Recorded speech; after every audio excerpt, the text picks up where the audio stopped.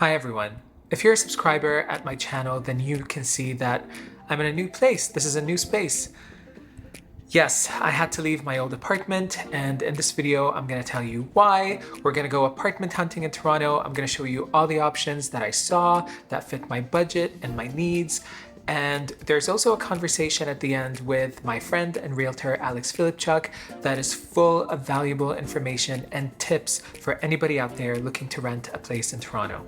If you enjoyed this video, please give it a thumbs up and subscribe. My name is Omar Funi. I'm an independent singer-songwriter living in Toronto. And on this channel, I share stories from my personal growth journey, vlogs from my life in the city, and videos about what it's like being an independent artist. Now that that's out of the way, let's go and look at some apartments.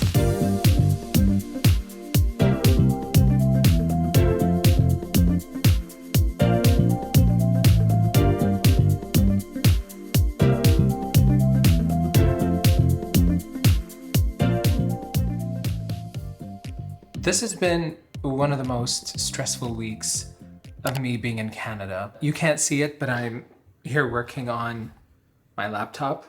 I'm sending some work over to a client who requested some changes to be made to a video that I made for them. But yeah, the past few weeks have been pretty stressful, mostly because as a freelancer, I'm starting to understand, the ebbs and flows of what it's like to do freelance work. I've been very lucky in the sense that my business had an upwards trajectory for the past year, and now I feel like I'm hitting a bit of a bump, which is expected, with every business out there. You're gonna have ups and downs. There are gonna be some months that are better than others, and that's just the way things go. But the fact that it's happening to me now for the first time is kind of made me stress out. And at the same time, I got a rent increase email from my landlord, which drove me into a frenzy because I feel like I already pay too much for the space that I'm living in. As you guys can see, this is the little shoebox that I live in, which is, the standard in Toronto. But because this is a brand new building, it's not rent controlled, so my landlord has the right to hike up the rent every single year. And when he did that last year, I was like, fine, I can take that. But this year, it just was unreasonably high. And I was like, you know what? It's time for me to move out. And so that's what I'm doing. I've been looking for apartments. I'm going to view them with my current agent who I hired recently. I really hope that I find a good place to move to because I really don't want to pay the rent that my current landlord is asking for. I tried to negotiate. I still haven't heard back. The things that I'm definitely looking for is, first of all, the building has to be rent controlled. I don't want to have to worry about this nightmare of rent increase every single year. It has to be in a neighborhood with a grocery store, a cafe, a restaurant. Everything has to be within close distance because I don't drive. I have to have access to the TTC. I also have to live in a building that has a gym. I love having a gym in my building. It just makes life so much easier. And also the final thing that I would like in my new place is to be in a neighborhood that is quiet. I have lived on a very active street the past couple of years. I live right next to a fire station, and I'm also on the 6th floor. So I hear everything. And I hear, the fire sirens go off at least 10 times a day, which is not fun when you do what I do, when you record music, when you record video, when I have clients over to film videos. It's not ideal. So yeah, these are the things I'm looking for, and I'm going to take you on that journey with me. I hope we find something good.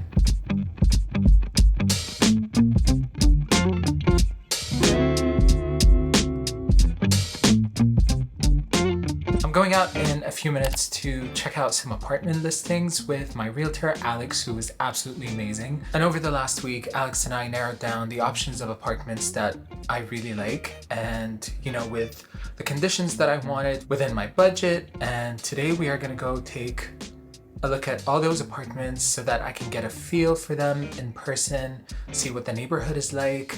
And I'm a big believer in energy, and I have to be in the space to kind of feel whether this is going to be my new home or not.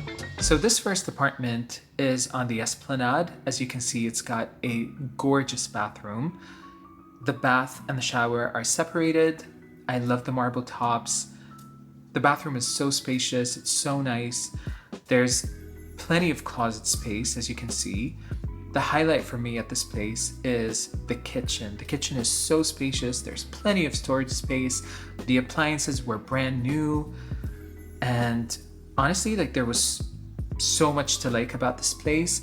The only thing that I didn't like, and you're gonna see that this is a trend in a lot of the places that I'm gonna show you today, is that this was advertised as a 1-bedroom apartment, but it's really not. It's more of a studio apartment, and they put up a partition to make it seem like a 1-bedroom apartment.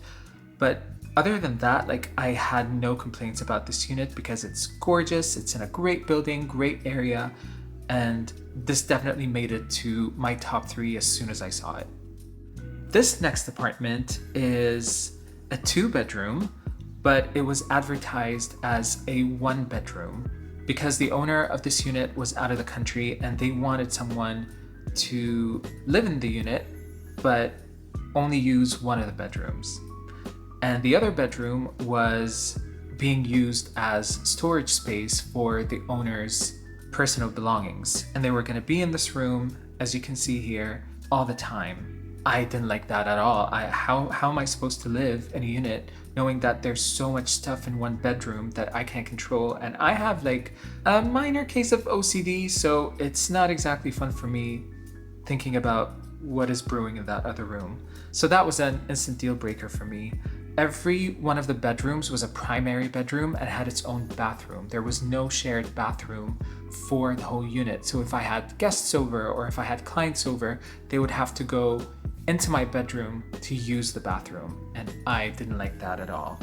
So yeah, this unit just kind of was out as soon as I got there. This next unit is actually pretty wonderful. Like, the finishing is great, the location is great. It's got a very spacious kitchen.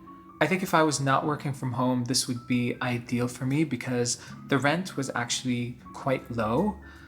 And this is another one of those cases where I think this is actually a studio apartment and they just put up a partition because, as you can see here, there's barely any room to even put like a full-sized bed or a double bed. So I think this is kind of false advertising, but a lot of landlords seem to be doing this these days. That's why it's so important for you to go and check out these apartments in person. But yeah, other than that, this unit is beautiful. The neighborhood was quiet, but a little too quiet for my liking. Like, there wasn't a lot of grocery stores around, so I had to say no, mainly because the space was just not big enough for me to work from home. This next unit, as soon as I walked into it, I kind of fell in love with it. As you can see, there are some belongings from the current tenants who were in the process of moving out, but we had a showing anyway. This was bright, it was spacious. I don't know, I kind of instantly fell in love with it as soon as I walked in, and it just shot its way up to number 1, on my list as soon as I saw it. It has a very spacious laundry room. There's so much storage space, which is excellent for me because I need a lot of storage space to store my camera gear. So yeah, I really fell in love with this place as soon as I saw it, and it instantly felt like home. This next unit was very interesting because the bathroom had 2 doors. One of them was in the bedroom and the other one was in the den. And the washer and dryer were in the bedroom, in the closet. And that for me was instantly a turn off. But I have to say the bathroom was quite large. It was nice. Again, it had a separate bath and a separate shower. And I also like the fact that if I had guests, they can just go to the bathroom from the den. They didn't have to go into the bedroom. But at the same time, if I needed to use the bathroom, I could just go into the bedroom and go to the bathroom. This is the den, which I probably would have used for work. Plenty of storage space. I think this was the most expensive out of all the units that I saw. As you can see, Alex is just checking everything. She's so diligent when it comes to this stuff. And this unit was also currently occupied, so the tenant was in the process of moving out. I do like the kitchen, but I feel like You know, the other units that I saw had plenty more counter space, which is an issue for me at my current place. But the only downside for me was that the building that this unit was in was not great. Like, their gym was so tiny. There was barely any equipment there. There was no concierge. It was, I don't know, it just, the whole thing felt off. Like, the vibes were off. When I walked in, it just didn't feel like home. But the tenant was so nice and she answered all the questions that we had. But yeah, I was not a fan of this one. The final unit actually had an offer on it and I kind of liked it. It was very bright, it was clean, but it was just not big enough for me. I didn't think the layout works. Like, this is the den. This is not even a den. Like, it's just, it's not even a den. The kitchen space is nice. There's not a lot of counter space, but you know, it's nice. This is the whole living room, which obviously the layout does not work for my business. And this is the bedroom, which was very tiny. The thing about this building though is that I really liked the amenities. The building is in a perfect location. It had plenty of grocery stores around it, but I just was not in love with this unit. Yeah, and the balcony is so spacious. It's gorgeous.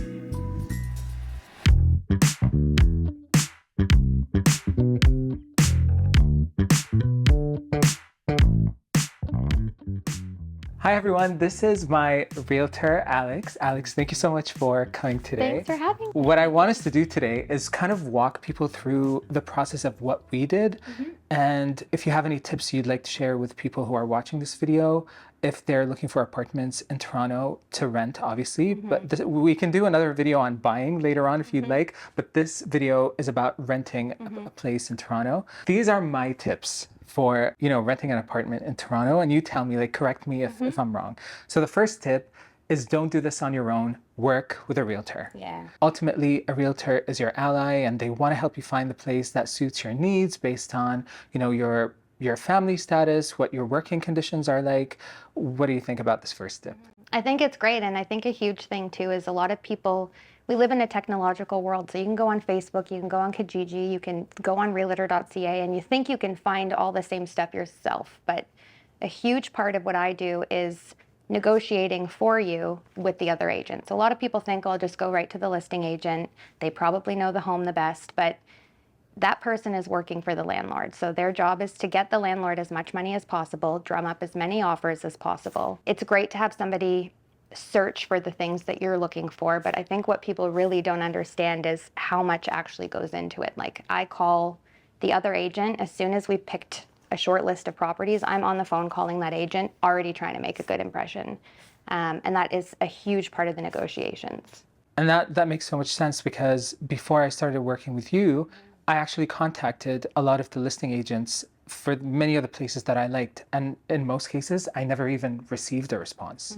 Okay, my second tip was communicate your needs to your realtor. Make sure that you specify what you need in your unit, whether that's like location, if you want it to be rent controlled. It's much easier for you as a realtor to find the right kind of place for the tenant if you know what exactly they are looking for. And the first one of those things is the location. So if you know where a tenant wants to go and which area they want to live in, you can kind of, like you said, hone in on that area and kind of limit your search to that area. Because if you're going to look throughout the entire city, You'll be looking forever. Yeah. Yeah. So I usually say, like, tell me everything you want. And it's like, I have a process to kind of, a lot of people get confused as to what their priorities are because we're looking for 15 things all at the same time. But if you're realistic, it's like sometimes things have got to give. So I'm always like, tell me everything. I write it down. And then from there, it's like, all right, well, let's pick the 3 things that you can't live without. And the more info like that I get from people, my job is so much simpler because you can literally, it's like finding a needle in a haystack with the amount of rentals that pop up in a city like this. So I loved that you kind of told me everything you were looking for, and we had a really long conversation, I think, the first time. So that was super helpful. That's a really good tip. The third tip is see the apartments in person. Now, I don't know if people believe in this, but I'm a big believer in energy, and I feel like I have to enter a space to kind of see how I feel about it. I want to know what the building feels like, what the amenities look like, and all of that kind of informs my decision. I remember before I started working with you, there was one place that I really liked, but I only liked it kind of for the location and the practicality of, the grocery stores that were around it and all that. But when I stepped into the unit, I honestly did not love it. And even though I made an offer and I wanted to go there because I was kind of desperate at that point, I was kind of glad that I didn't get it because I didn't feel good when I stepped into the space. But with the new place that I got that you helped me find, as soon as I walked in, I don't know if you remember, but I was like, this feels really good. This feels like home. And it's nice to go with somebody too that can confirm that, right? Like, if I can tell my clients really like a space, I'm never going to say anything negative, but it's kind of nice. Like as soon as you walked in, you were like, the energy's great. I was like, I know, like we were both feeling it. So it's kind of nice sometimes, especially if you're doing it alone, to have somebody validate the things that you're thinking, There has been a lot of times where I have had people that are relocating to Toronto, and so they don't get the opportunity to see the place. But usually what I'll do is like a FaceTime video or, take videos of everything and not just like, here's a bedroom, here's a thing, but somehow try to capture the vibe of the whole place. Because you're right, like things on MLS or online, they're supposed to look as good as they can, but you don't actually know until you go there what it's actually going to look like. And you were very meticulous. Like even during our visits, we went and saw all those places on the same day that we chose and we narrowed down. And I remember you being so meticulous about everything. You opened every cupboard, you opened everything. I know what you're getting. Yeah, like the washer, the dryer, like, yeah, this smells good. Like you really checked things that I never would have even thought of. So I think that's another reason why you would want a realtor like Alex to be there with you. Now, correct me if I'm wrong, not every realtor is going to do this. Like some realtors honestly just don't care. They just want to get the deal done. But with you, like you really cared. And that's the thing that really stood out for me. Well, that's a good tip. So if you're renting a condo, always smell the washer and dryer because so many of them are infested with black mold. You can smell it. You just got to open it up, check if there's visible black mold. You can usually tell in like 2 seconds, but it's disgusting, it's toxic, and it's all over washer dryers in Toronto. So it's one thing people never really think to check and one thing that I always do. I feel like a lot of the things that, when I got my condo, there was a lot of things that I wasn't shown. So a lot of this stuff is from being a real estate agent, but also from mistakes that I made the first time around myself. Right. Things agents didn't point out to me that I wish that they would have. So I'm happy that I'm happy that you feel that way because I love my place, but there was like a ton of things that I just got little love hearts in my eyes and was like, I'll take it. My fourth tip, act fast. Like if you see something you like and your heart is set on it, put an offer in real quick because units go away like that. They get, rented like that. But on the flip side of that, don't start looking way too early. Like if you know you're going to move, you have to move out in like 3 months, don't start looking now and wait a couple months and then start looking. So what do you think about that? Timing is everything. Like most units get posted when they're already vacant. So if you are, and as tenants, you've got to give 60 days notice. So it can feel really scary to give your notice and then not have anywhere to move for the next, 4 or 5 weeks. That was my issue. Yeah, and so a lot of people get really freaked out and they want to go start seeing stuff right away, but it's really hard to negotiate. When the unit's empty, it's really hard to negotiate a lease that's going to start in like a month, 2 months from now. In a market as competitive as ours, you're just never going to win that negotiation. So one tip is definitely don't start too early because it can be a lot more of a frustrating journey. And the number one tip I have for people looking to rent is you got to get your paperwork in order. You can't act fast if you're not ready to go. And I remember looking for a place, this was years ago, like my first rental with an old boyfriend of mine, and they wanted us to fill out this rental application and provide all these documents. And I was like, we'll just do it if we like the place. But in a city like Toronto, if you're serious about finding something, you have to have everything ready to go. And it can be a lot of paperwork, but to act fast, it's like sometimes if it takes you 2 days to get a letter from your landlord saying you were a great tenant, 2 days is too long. So those are really good tips. That's funny because my final tip is prepare all the documents you need so that you're ready when you find the place for you. How did you find it? Did you find it invasive, all the stuff that they ask? I found it a little invasive, to be honest, like especially when it came to like my bank statements and how much money I have. But at the end of the day, like I understand from a landlord's perspective, they want to make sure that they are getting a high quality tenant and that their rent is going to be paid and that they're not going to run into any problems in the future. So I understood. But it was a little invasive, yes. Yeah, it's a lot, right? Yeah, it is a lot. Yeah. Yeah. Do you have any other tips that?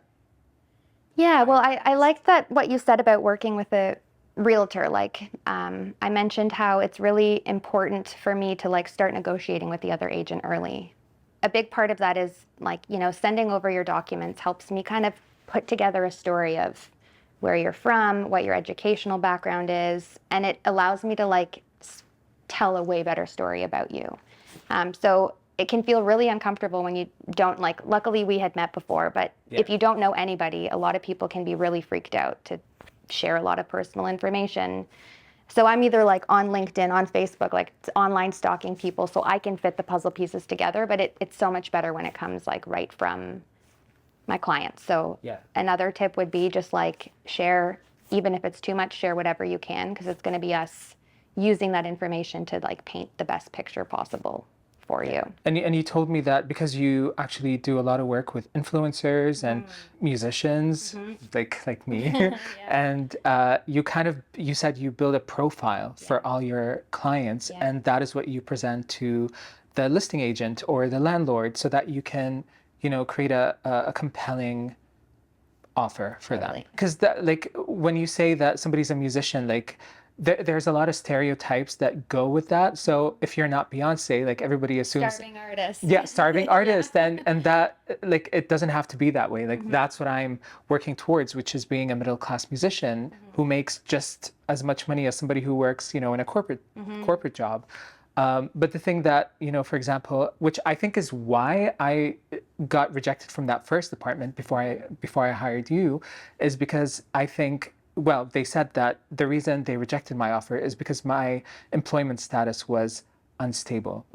And I think what they didn't know, which we completely did together, is like we provided documents that I'm an engineer, I have a master's degree, like I have 14 years of corporate experience, and that I'm doing like my videography business and my musician, like my music career as a choice. And I think that made the landlords a lot more comfortable with accepting my offer. So like you said, like it's really important to have all the information and, you know, like you said, paint the best picture possible. Yeah, and having somebody relay that message too, right? Like you can call a listing agent and then start telling them your life story. But if an agent calls them and they're like, I have a really great client, he's got a background in engineering, he's a musician, I've got all of his tax paperwork ready to go as proof of income. We wanted to know whatever the question is. It's like already in that agent's mind, I just feel like when you have that in-between person, it really helps a lot. But yeah, there is a lot of things that if you are, landlords are crazy. They want everybody to have like a 280 credit score and make $500,000 a year and want to rent instead of buy a place. You know, and the reality is there's a lot of people making really good money doing music, doing art, influencing, selling online products. And I have a lot of like different strategies that I use to paint as compelling a picture of people working in these industries as somebody that works in downtown financial district, you know. So yeah, it can be a little bit more challenging, and there is more information that you might have to provide to paint that picture, but it's totally doable. As an agent, what is your dream tenant or client? No. No, really, you were like, so great to work with. Like, what are the characteristics that you look for? Like, how can people make your job easier for you? I think somebody that has realistic price expectations. I get a lot of inquiries come in where it's like, we want a 1-bedroom, 1-bathroom with a parking space that's not a basement, and our budget is $1,800. And I'm like, I would like a unicorn, but they don't exist. You know what I mean? Yeah. So realistic price expectations. And then what I think you did so fantastically was like the day that we're making the offer, like offer day is a big day. So anything I needed that we were missing, you emailed it over to me in a second. So honestly, like working with somebody like you is my dream client, people that are going to be proactive, take the deadline seriously. And if there's stuff that they're asking us to provide, know that that means we're in the middle of a negotiation and things are going well. So no problem, send it over.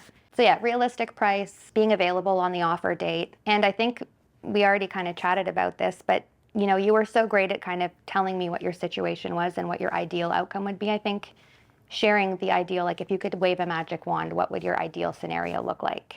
Yeah. That's a question I always love to ask people. Like if you could wave a magic wand, what would your life look like, or what would your place look like?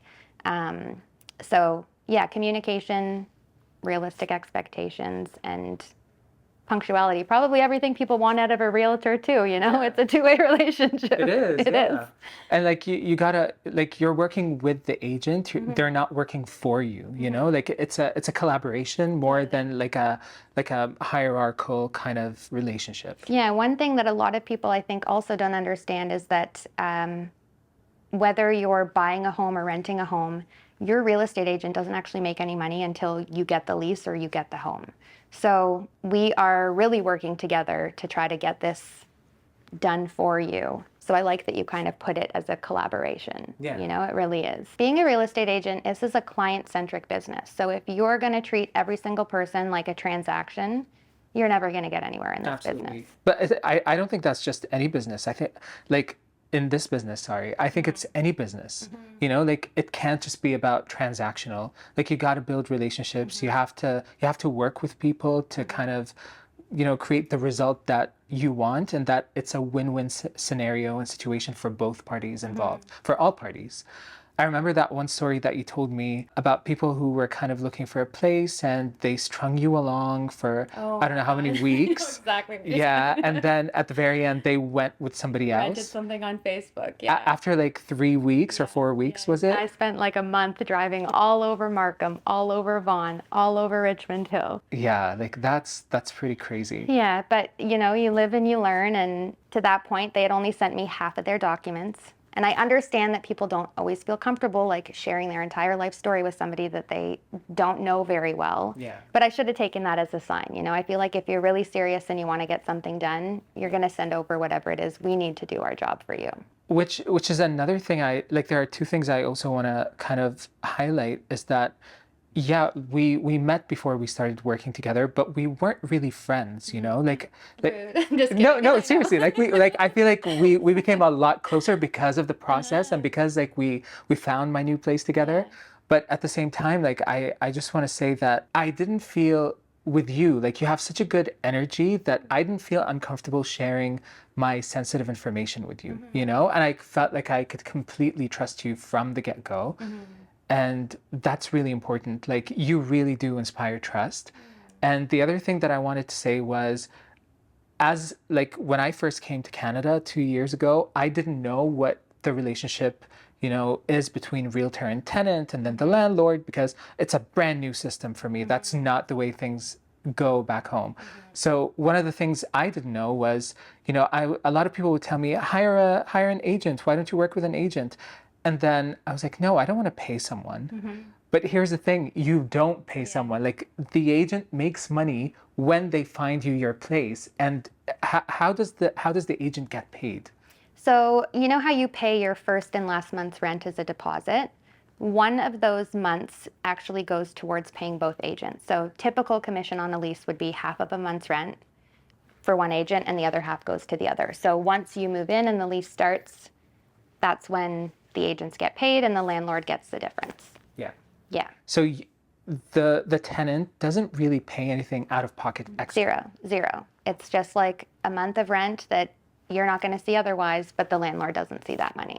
So I think the point that I'm trying to make here is that you really have nothing to lose by working with an agent. Only things to gain, honestly. If you want to get the job done and you want, you know, people that can sift through a million options out there to really pinpoint what it is that you're trying to explain you need, it's like you have nothing to lose, only things to gain, and you're going to get there a lot faster with a lot less frustration.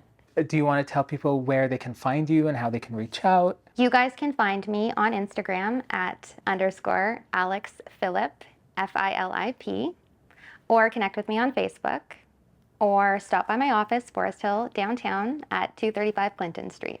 Thank you so much. I think a lot of people like who don't know this information, especially like people who maybe don't live in Toronto or are new immigrants or who maybe are influencers or, you know, don't have a full-time corporate job. I think there's a lot of really valuable information in this video, and I really hope that this video helps out somebody out there.